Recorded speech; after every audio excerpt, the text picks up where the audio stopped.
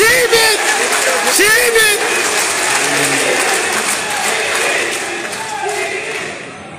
الحمد لله رب العالمين والصلاة والسلام على رسوله الكريم وعلى آله وصحبه أجمعين. এদেশে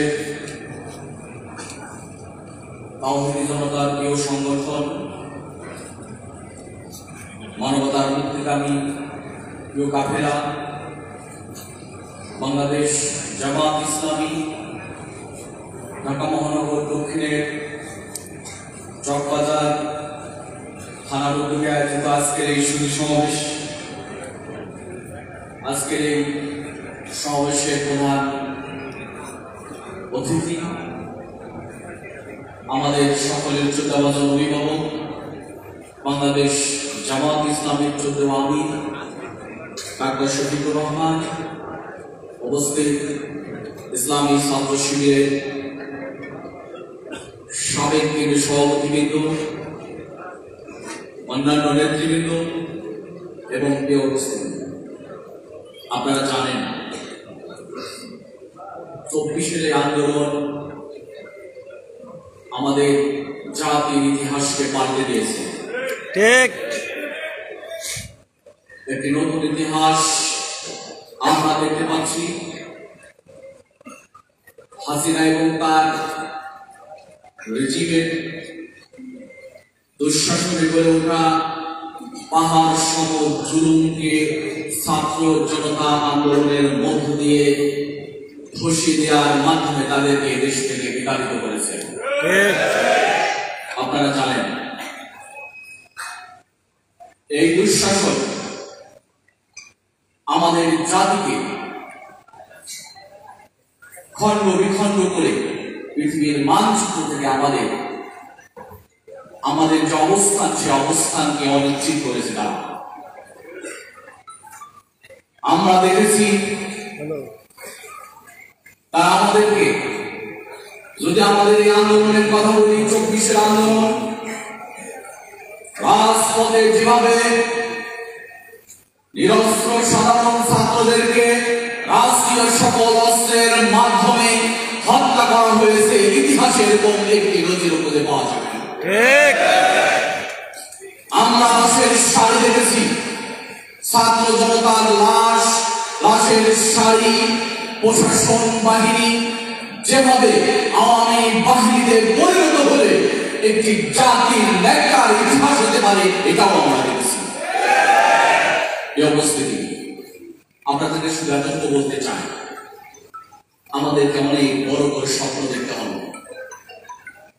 তারা আমাদের এই জাতিকে, আমরা যদি স্বাধীনতার পর থেকে নিয়ে এখন অবধি যদি দেখি, আমাদের এই জাতিকে যেভাবে গড়ে তোলার মধ্য দিয়ে ইতিহাসে মানচিত্রে স্থান করে নেওয়া যায়, বিগত কোন শাসন ব্যবস্থায় কোন শাসক শ্রেণী সেই উদ্যোগ নিয়ে এগিয়ে আসে নাই। তারা আমাদের শিক্ষাঙ্গনকে ধ্বংস করেছে। আমরা দেখেছি ছাত্র জনতার হাতে তারা পড়ার পরিবর্তে তারা অস্ত্র উঠিয়ে দলীয় এজেন্ডা বাস্তবায়নে তারা ব্যবহৃত হয়ে আসছে।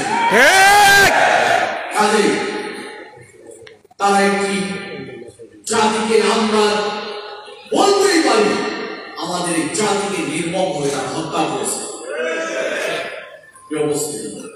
আপনাদেরকে অনুরোধ করতে চাই, আমাদেরকে আমাদের কণ্ঠস্বরকে আরো উচ্চকিত করতে হবে। আমরা যদি আপনাদেরকে বলি, সেদিনের ঘটনার কথা যদি বলি, শাপলা চত্বরের সেই সাধারণ মাদ্রাসার ছাত্রদের কি অপরাধ ছিল, তাদেরকে নির্মমভাবে সেই সাদা শাপলাকে লালন করা হয়েছে। এখনো কেউ এটা নিয়ে কথা বলে নাই, আমরা শুনছি না। পিলখানা হত্যা নিয়ে কেউ কথা বলেনি। পিলখানায় যেভাবে আমার এদেশের সূর্য সন্তানদেরকে হত্যা করা হয়েছে, এর বিরুদ্ধে আজ পর্যন্ত কেউ কথা বলেনি। আমাদের এটা নিয়ে কথা বলতে হবে। আপনাদেরকে বলতে চাই, আমাদের সবচেয়ে বেশি ক্ষতি আমাদের শিক্ষা ব্যবস্থায়।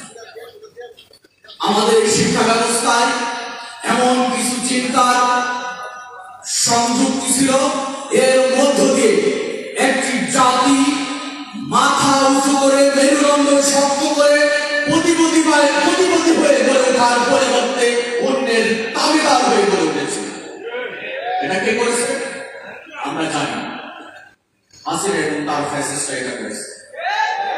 কাজে আমাদেরকে সোচ্চার হতে হবে। এখন শিক্ষা নিয়ে ষড়যন্ত্র চলছে, এর জন্য আমাদেরকে রাজপথে ভূমিকা রাখতে হবে।